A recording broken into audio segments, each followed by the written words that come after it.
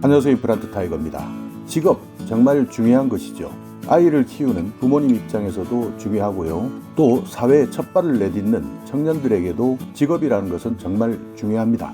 거기에다가 제2의 인생을 사는 은퇴자 입장에서도 앞으로 미래 수요가 어떻게 바뀔지 미리 점검하고 대비하는 것도 중요한데요. 그래서 오늘은 여러분께서 우리나라의 직업, 특히 정부에서 지원해주고 대비하고 있는 직업은 무엇인지 이 내용을 미리 알아본다면 내가 앞으로 어떤 직업을 가지고 살 것이냐에 대해서 조금이나마 도움이 되지 않을까 해서요. 오늘은 정부가 추진하고 있는 신직업 활성화 방안 여기에 대해서 알아보려고 하는데요. 오늘의 영상 궁금하시면 계속 봐주세요.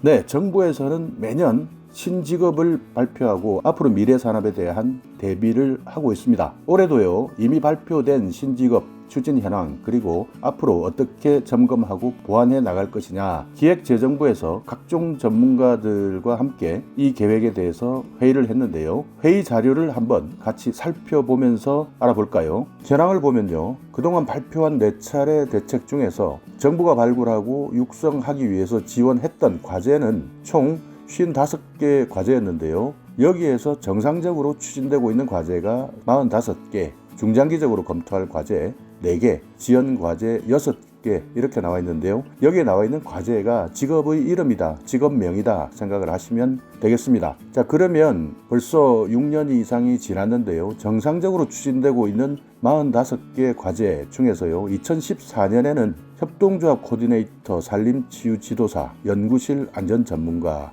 연구장비 전문가, 연구기획평가사, 소셜미디어 전문가, 감성인식 기술 전문가. 여기에서 대부분은 알겠는데요. 여기 감성인식 기술 전문가 여기에 대해서는 저도 처음 듣는 직업입니다. 빅데이터 전문가도 있고요. 인공지능 전문가, 홀로그램 전문가, 과학 커뮤니케이터, 온실가스 관리 컨설턴트, 화학물 안전관리사, 지속가능 경영 전문가, 녹색 건축 전문가, 주거복지사나 도시재생 전문가, 빔 디자이너. 빔 디자이너는 빌딩에 대한 정보를 모델링하는 빌딩 인포메이션 모델링 디자이너를 빔 디자이너다 이렇게 알고 있는데요. 여러분께서도 한번 확인해 보시기 바라겠습니다. 임신 출산 육아 전문가도 있고요. 정밀농업 기술자, 정신건강 상담 전문가. 여기에서는 자살 예방이나 약물 중독 예방, 행위 중독 예방 이렇게 되어 있는데요. 이렇게 2014년부터 이미 23개 직업에 대해서 추진을 해왔고요. 정상적으로 추진되고 있습니다. 그러니까 이렇게 6년 전부터 준비해왔던 직업들이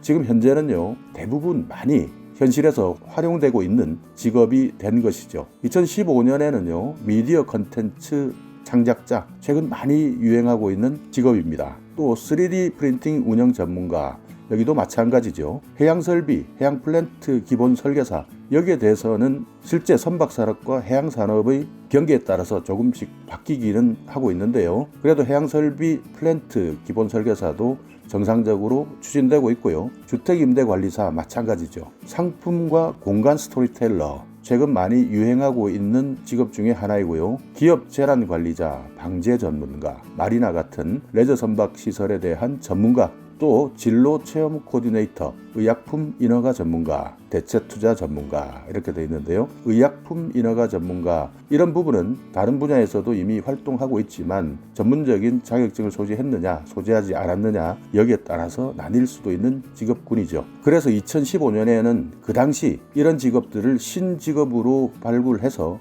육성했다 이렇게 발표했고요. 지금 현재까지 정상적으로 추진되어 오고 또 활동하고 있는 직업이 되었죠. 2016년에는요, 자동차 튜닝 엔지니어, 원격 진료 코디네이터, 의료정보관리사, 곤충 컨설턴트 이렇게 해서요 4개 과제가 현재까지 정상 추진되어 오고 있고요. 또 실제 직업으로서도 활발히 활동하고 있습니다. 2018년 이후를 살펴보면요, 마리나 요트 정비사, 아까 말씀드렸던 레저 선박 시설 마리나 전문가와 비슷해 보이는데요. 다만 여기에서는 전체 시설에 대한 기획을 하는 전문가를 이야기하고요. 마리나 요트 정비사는 실제 사용하는 요트에 대한 정비 이렇게 판단하시면 됩니다. 동물간호복지사라는 직업도 2018년 이후에 신직업으로 육성이 되었고요. 현재까지 정상적으로 추진하고 있습니다.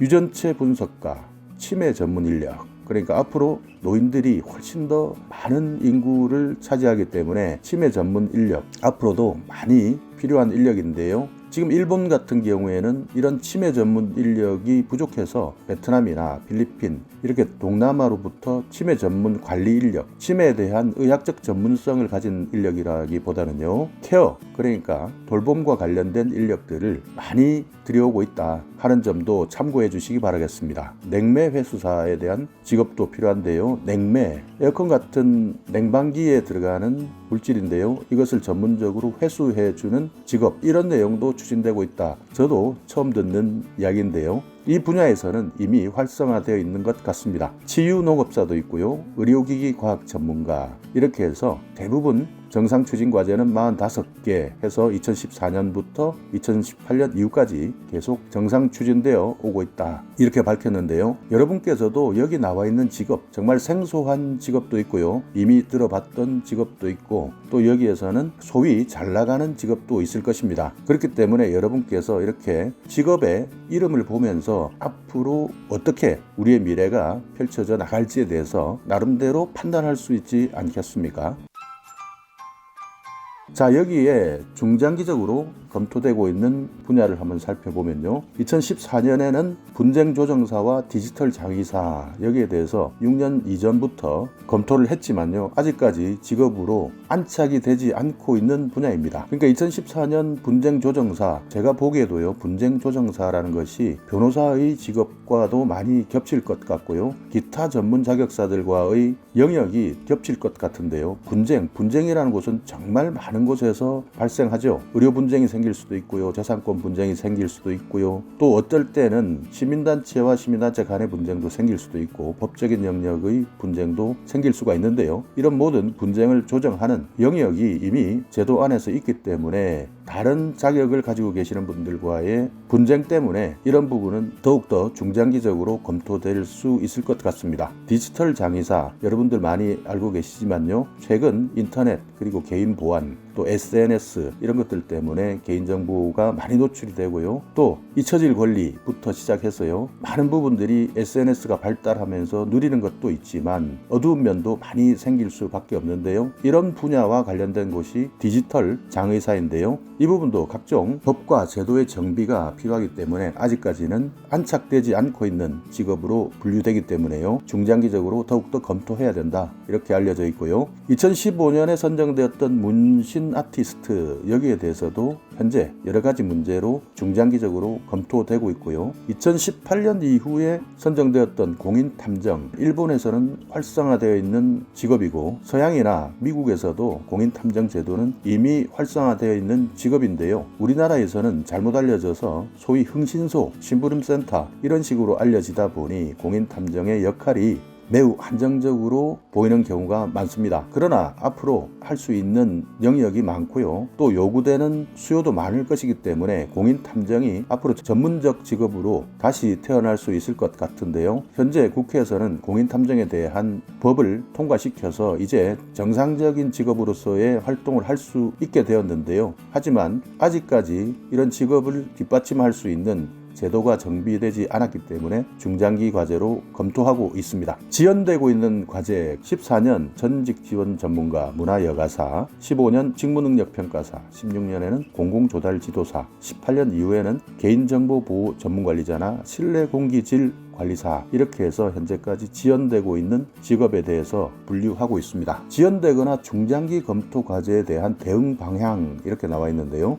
여기에서 정부가 어떤 생각을 하고 있는지 한번 들여다볼까요? 첫 번째는 기존 직업과 기관, 이렇게 업무 영역 중복 때문에 신설의 실효성이 떨어진다 하는 4개 분야가 있는데요. 전직 지원 전문가, 직무능력 평가사, 분쟁조정사, 공공조달지도사, 여기에 대해서는 추진 실효성이 없다, 그렇게 해서 앞으로는 추진하지 않는 방향으로 갈 것이다. 그러니까 여러분께서 이런 영역을 직업으로 삼겠다 생각했다면 정부는 이런 대응 방향을 가지고 있다는 것을 꼭 기억해 두시기 주시기 바라겠고요. 시장 수요 부족 등으로 대책 발표 이후에 상황이 변화된 2개 직업이 있는데요. 문화여가사, 실내공기질관리사인데요. 여기에서도 수요가 부족하기 때문에 추진에 실효성이 없다, 이렇게 정부에서는 판단하고 있습니다. 그래서 총 6개에 대해서는 추진 실효성이 없기 때문에 앞으로 정부에서 더 이상 지원하지 않는 방향이다, 이렇게 판단하시는 것이 맞을 것 같고요. 또 하나는 이해관계자 간 갈등이 있는 분야인데요. 문신 아티스트입니다. 여기에 대해서는 이해관계자 간의 갈등만 해소되면 되기 때문에 앞으로 의견 수렴을 통해서 문신 아티스트라는 직업에 대해서 대응하겠다, 이렇게 밝혔습니다. 또 세 번째로는요, 관계부처 간 갈등, 여기에는 공인탐정인데요. 경찰청 그리고 법무부 간의 갈등으로 알려져 있는데요. 이 부분은 보완하겠다, 그러니까 보완해서 신속하게 대책을 강구하겠다, 이렇게 밝힌 것입니다. 그러니까 공인탐정에 대한 직업을 인정하고 실제 활동을 할 수 있도록 국회에서 통과되었기 때문에 여기에 대해서는 보완 방안을 마련하겠다, 이렇게 밝힌 것이고요. 현재까지는 내년 상반기까지 보완 방안을 마련하겠다라는 계획을 가지고 있는 것으로 알려졌습니다. 또 하나는요, 사회 문제가 발생할 우려가 있는 것 하나, 디지털 장의사, 상당히 핫한 내용인데요. 여기에 대해서도 정부에서 보완 방안을 마련하겠다, 이렇게 밝혔고요. 입법 지연, 그러니까 국회에서 법을 만들지 못해서 중장기 검토 과제로 대응하고 있는 하나의 분야는 개인정보 보호 전문관리자입니다. 그러니까 이 부분은 국회에서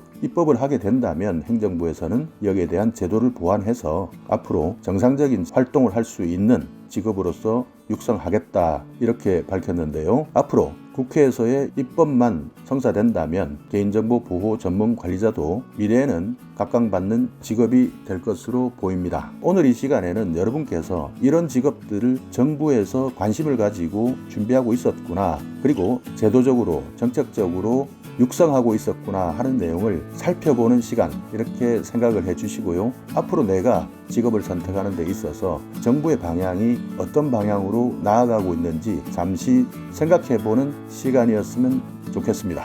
자, 오늘 이 영상 여러분께 조금이나마 유익한 정보가 있었다면요, 오늘도 구독 그리고 좋아요 부탁드리겠습니다.